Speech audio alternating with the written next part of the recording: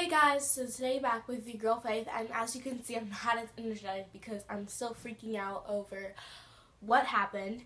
And so I know I just posted 2 story times yesterday, but I just had to get this one out there today. And this is the time that I got the worst sleep paralysis ever, and this was actually last night. This wasn't a long time ago, this wasn't 5 years ago, this was yesterday night. And yeah, so it's currently the next day, not like the next, well, kind of, like it's currently the morning time, like the next morning after the night that it happened. So yeah, I'm still freaking out, but yeah, so I decided as soon as I laid in bed, freaked out for about 2 hours, I decided to actually make some progress and shower and do my makeup and stuff so that I could film this video for you guys. So I hope you guys all enjoy this, and yeah. Okay, so do you guys ever have those moments where you're sleeping but like you're half awake and you're half sleeping? Like that's how I was. So I was half awake, half asleep. It felt so real, and I think it was real though. Like, okay, so I'm sleeping, right? And I'm in my room, the lights are off, everything is looking exactly like how it was when I went to sleep, and I'm laying there, and there's this ringing going through my head, and it's like tss, and I'm like, what's going on, and finally my body just shuts down. I'm laying like this, and I tried to lift my arms up. I could not lift my arms up. I could not lift my head up. I could not move anything. My legs were, oh gosh, it was the worst feeling ever not being able to move anything. I tried to reach for my phone, but without me even touching it, it just slid off the bed. That's when I knew something was wrong. Something was in my room messing with me. Just something was just happening, and I was so scared. But like I couldn't cry or anything. Like no emotion was coming out. So I'm laying there, and I'm just thinking to myself, I've got to get my mom and dad in here, and I couldn't because every time I'd call for my mom, I'd be like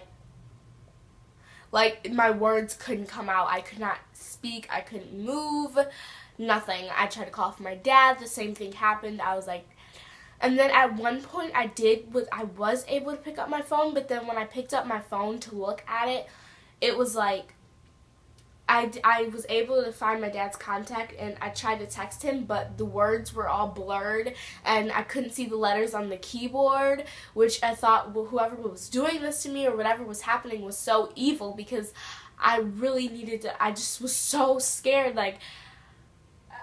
And then at some point, there was this person under a blanket, standing up right in front of me, laughing at me not being able to get up, because I'd be like, Mom, Dad, like I'd be saying it, and then but I couldn't get it out.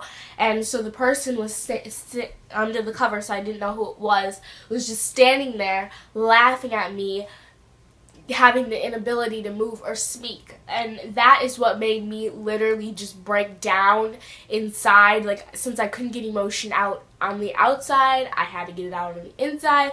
And then at one point I was able to get my words out. I was like, help, help. But whatever this thing was that was bothering me, like, turned down my voice volume. I know I sound crazy right now, but I'm so serious.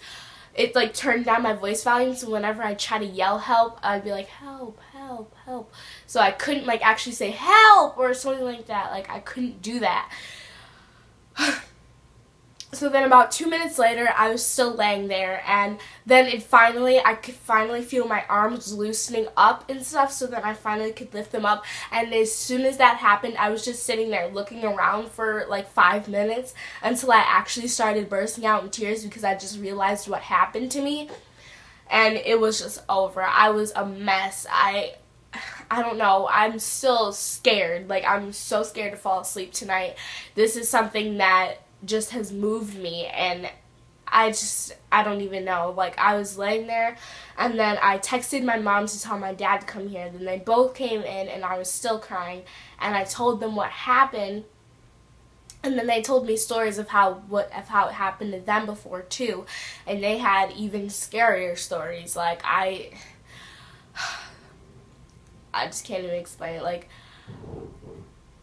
I just can't explain anything like to where you guys can actually feel for me, because it's something you have to experience to be able to understand what it is, what it's like to have sleep paralysis. Like that was obviously the scariest moment of my life. I thought the person under the blanket was gonna hurt me or something like that, and it felt so real, you guys, because you know what really made me think it was real, and I do think it was real. What really made me is when I did get over it, my legs were still tingly, my arms were still tingly, everything, my body was still shut down. Like, I was having trouble getting up, and I was dizzy, and I was just like, this is real. Like, it was real life. And the thing I hate about sleep paralysis is you don't know if it was real. You don't know if it was just a dream or a nightmare. You just don't know.